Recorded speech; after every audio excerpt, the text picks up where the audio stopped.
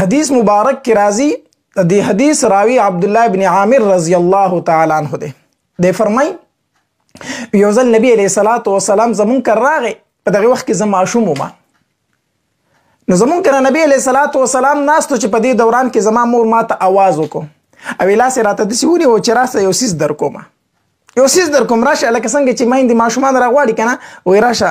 یو سیس در کوم یو ته خواږیات کې بل شي کې خو راشه یو سیس در کوم ټافي در کوم یا بل سو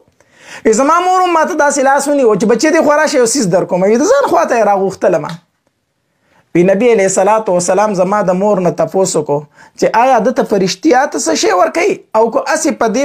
باندې راغواړي زما مور ته فرمایل چې د الله پاک پیغمبر او زه ته یو سیس ور کوم زما په دې لاس کې کجوره ده زور ته کجوره ور کوم نبی علیہ الصلوۃ والسلام ورته فرمایل دا خو ټیک ته خو یو خبره یاد وساته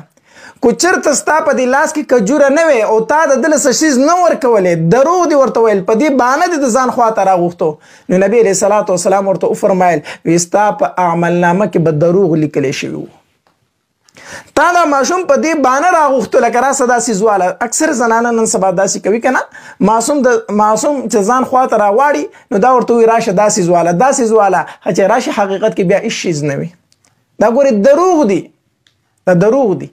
د حدیث نه معلومه دا شو چې نبی علیہ الصلوۃ والسلام مطلب دا چې ګوره ماشوم ته به هم دروغ نه وای دیک خو یو دو خرابې دي یو خرابې پکې دا ده چې دا معصوم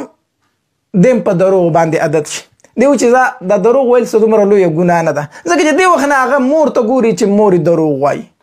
په دروغ باندې د ځان خواله راغواړي یو خو دی ماشوم ته دا دروغ ګناه نه ښکاري بیا او دویم دا دی چې د دې وخت نه دا ماشوم په دوکه باندې عادت شي